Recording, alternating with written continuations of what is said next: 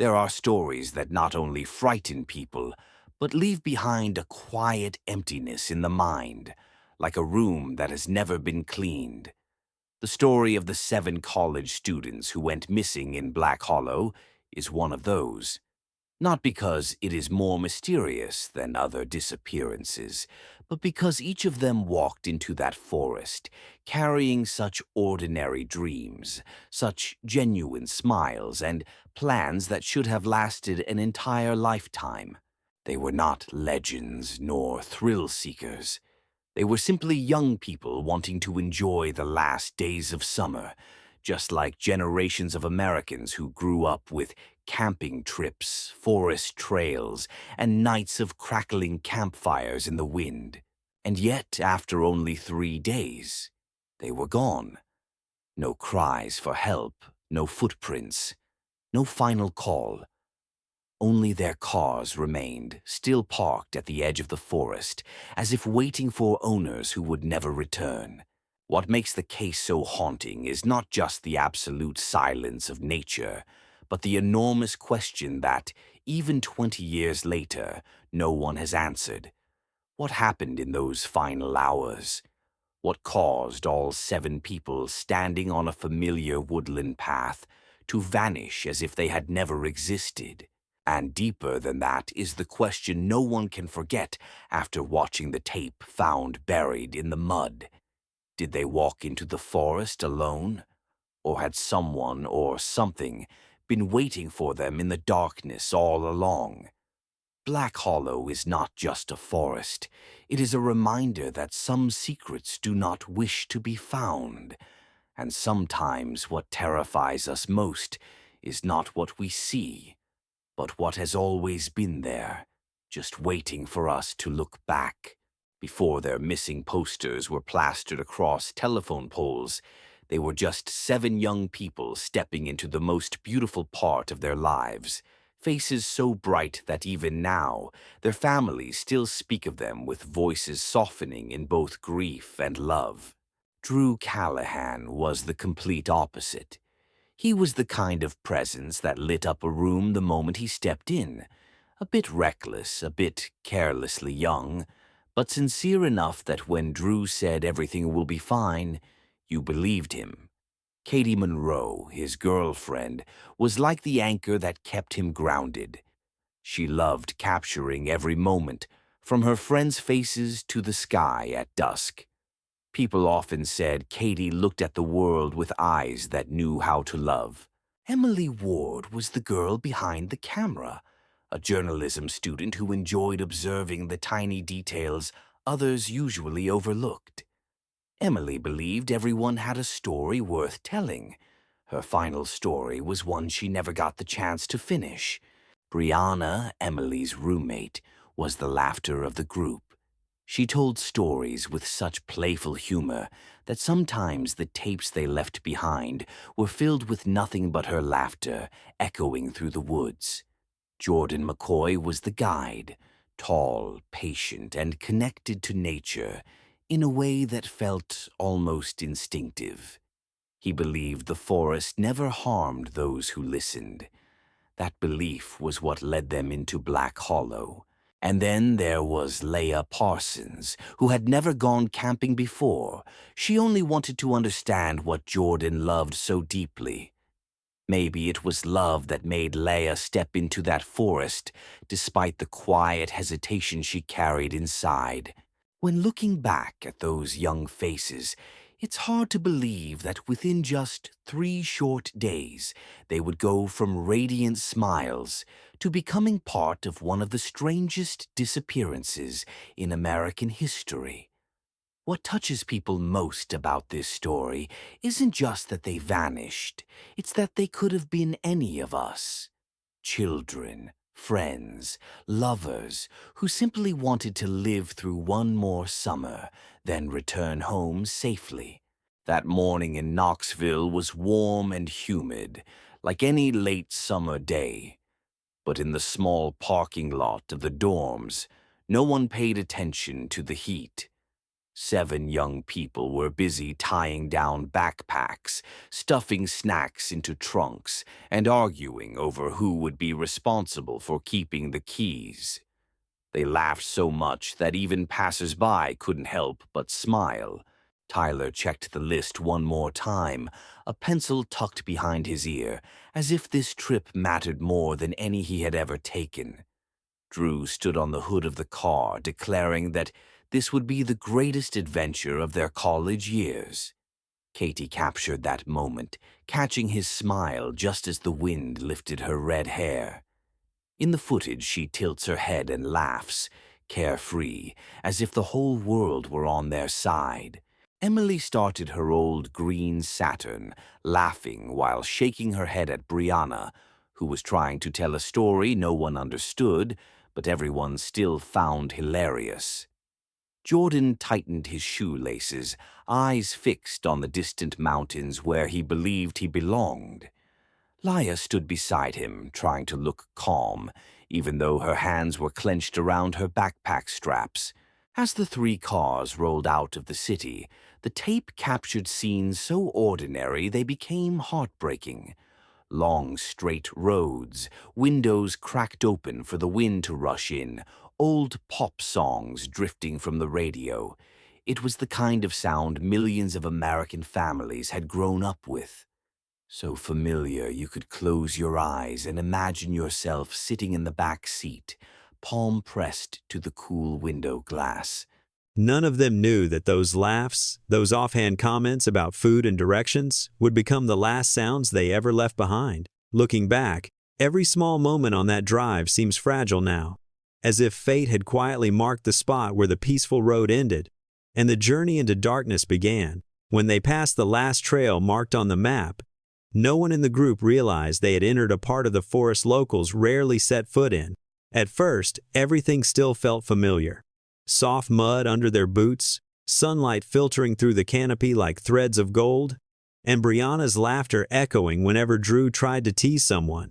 But after just an hour, the forest began to change in ways none of them could explain. The path Jordan believed was correct gradually faded, as if someone had erased it from the earth long ago. The grass grew taller. The trees clustered closer.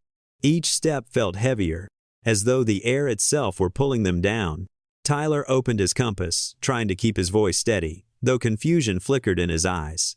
The needle tilted slightly, not enough to sound an alarm, but enough that he checked it again. Jordan insisted they were heading the right way, but his confidence was no longer the same as when they started. Emily captured that moment. A shaky frame, Tyler's face angled downward, his lips pressed together in silence. Laya said what everyone else was thinking. She stopped on a gentle incline, gasping for breath. "We've been going in circles, right?" Her voice was soft, almost lost, but the tape captured the worry in her eyes with painful clarity. It wasn't fear of the forest. It was fear that no one knew the way back anymore. There was nothing supernatural in that scene, just the dimming light, the sudden stillness of the wind, and a heavy quietness settling over the forest like a damp blanket. A kind of silence Southerners described as quiet enough to hear your own thoughts. They kept walking, each trying to sound normal, but in every glance caught on the tape, you could see something had shifted, a feeling deeply human, painfully real, the sense that they were standing in a place not meant for them. And if the forest had a heart, then in that moment, it was beating slower with each pulse, quietly watching every step they took. When the sun dipped behind the Cherokee Mountains, the forest shifted into a deep blue like the surface of dark water. The group stopped at a small clearing, pitching their tents in the fading light as insects began to buzz around them. Their first fire crackled to life, carrying the scent of burning wood, familiar, comforting, reminiscent of childhood camping trips many American families grew up with. In the footage, the firelight dances across their faces. Brianna tells stories as if she's performing on a stage. Drew jokes around, trying to ease Laya's tension. Katie leans her head on his shoulder, smiling softly each time the camera turns her way. Everything looks so beautiful it forces the viewer to pause. A peaceful moment none of them knew would be the last night they felt safe. Then the first sound appeared. Not loud, not sudden, just a faint noise, like someone stepping on a twig several dozen meters away. Jordan said it could be a deer. But when the second sound came slower, more deliberate, the entire group fell silent. The forest became unnervingly still. The fire crackled, but the wind had stopped. Tyler turned first. The camera caught his eyes a quick, sharp glance, as if someone were standing just beyond the firelight, hidden in the dark behind them. No one mentioned the sound again, but from that moment on, their voices dropped. Their laughter grew restrained. Even Brianna only whispered instead of speaking loudly as she usually did. Katie pulled her legs up and sat closer to Drew. Emily tightened her grip on the camera, her fingers trembling slightly as she adjusted the focus. In America, people often say that nature has two kinds of silence at night. One is peaceful, the other is a warning. That night, Black Hollow chose the second. And in the last few seconds of the tape, when Tyler turned sharply once more, the firelight flickered across his face. A hint of tension, a flicker of doubt, something he didn't put into words. But if you look closely, you'll see it. Tyler had begun to feel afraid. Not afraid of the forest, but afraid that they were no longer alone. Monday morning passed, and none of them returned. For people in their 20s, extending a trip by a day wasn't unusual. But by the afternoon, when every one of them missed their classes, when no one answered their phones, when not a single message explaining they'd be late appeared, worry began to spread like ink bleeding through paper. Parents called one another. Friends left message after message on voicemail. And when someone finally contacted the police, it wasn't because they assumed an accident had happened. It was because everything had gone silent, an eerie silence, unlike any absence before. When rescue teams reached Black Hollow, the two cars were still there, exactly where they'd been left.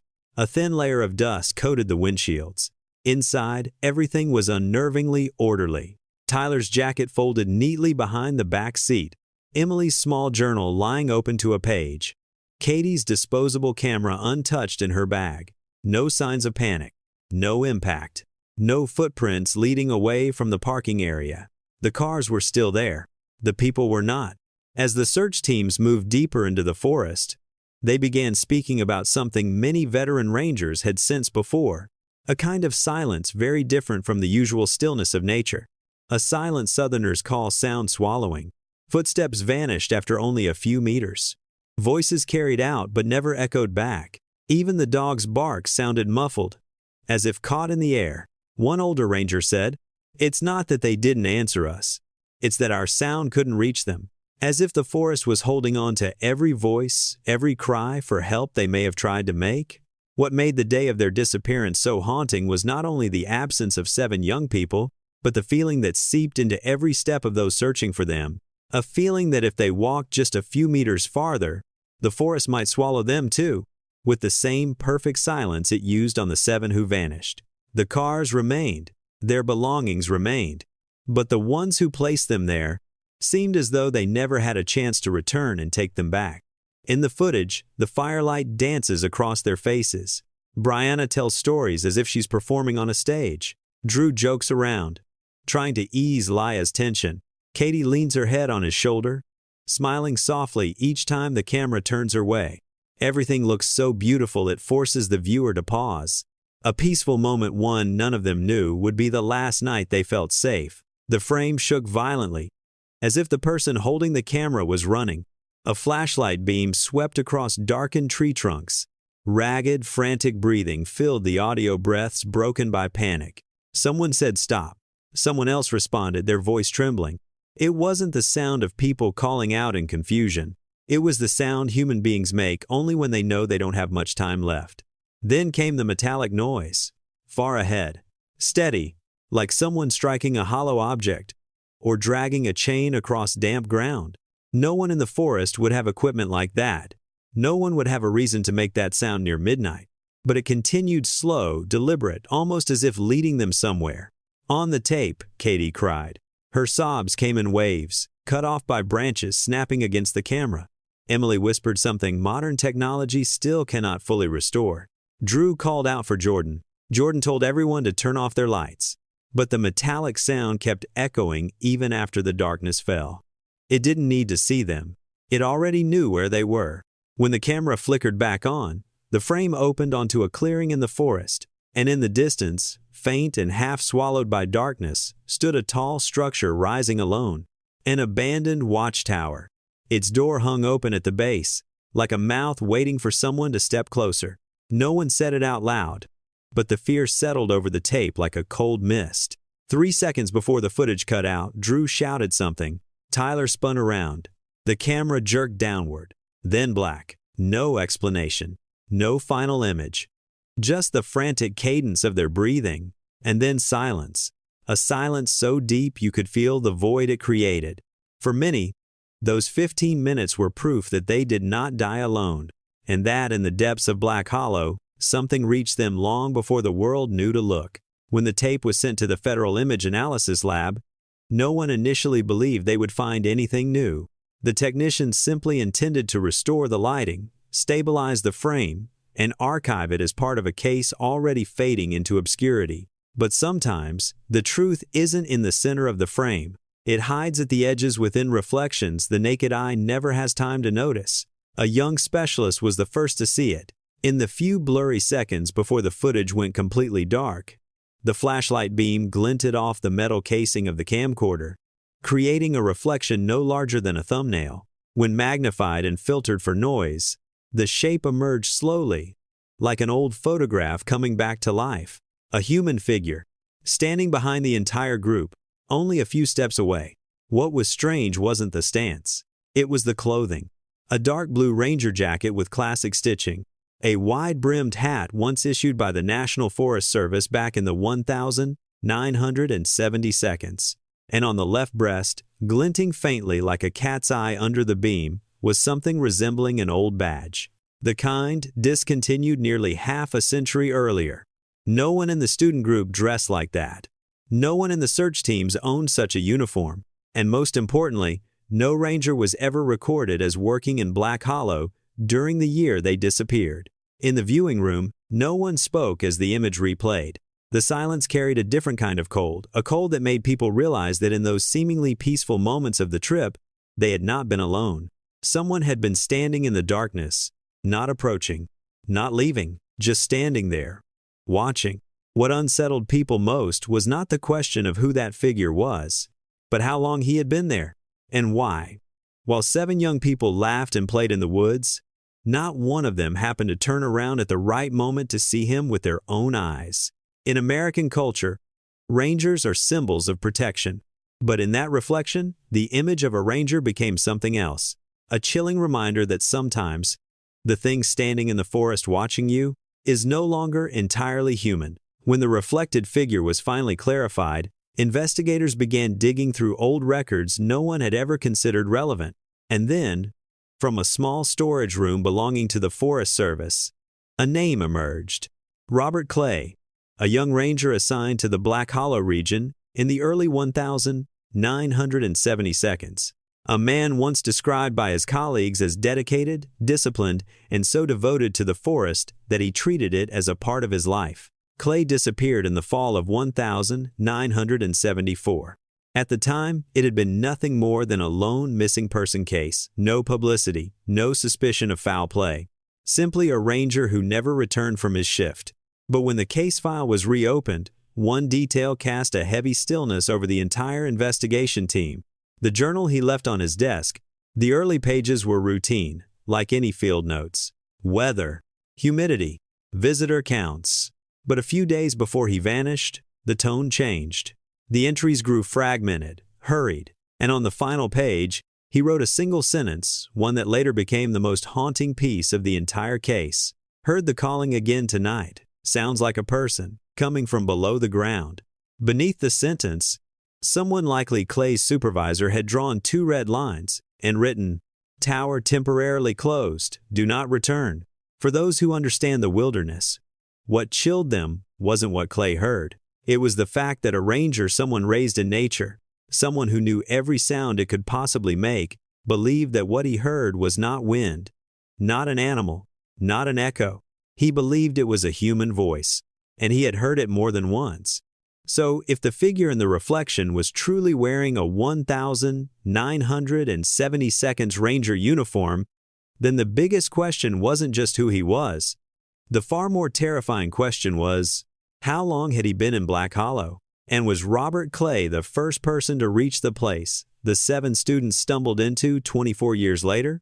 Nearly 2 decades after the disappearance, when technology had finally become sophisticated enough to peer beneath the earth, the investigative team returned to Black Hollow once more. Not because they expected a breakthrough, but because the families of the missing students had never stopped asking, is there anything in that forest we still haven't seen?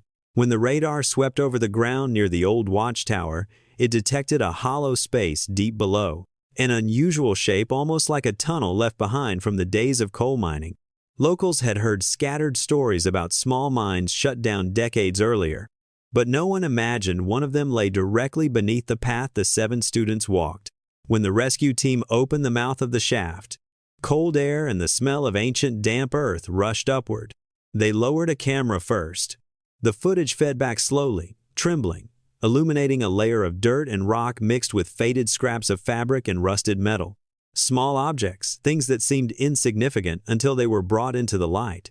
A small cooking pot with a bent handle, a cut piece of tent rope, a flashlight long dead, and finally, a small curved metal needle, the same kind Katie once used to sew her sleeping bag, according to her mother.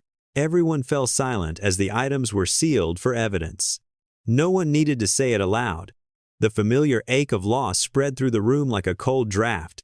The DNA results came back weeks later. On the rotted fibers, they found traces belonging to Tyler. In the lining of the sleeping bag fragment, they found Katie's DNA. For the first time in nearly 20 years, their families had a real piece of evidence.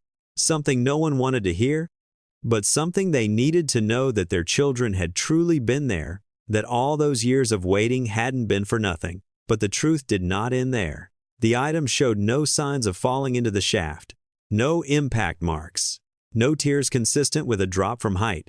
Experts concluded they had been placed there, carefully, deliberately, as if someone had brought them down at a different time, not during the chaotic moments captured in the tape.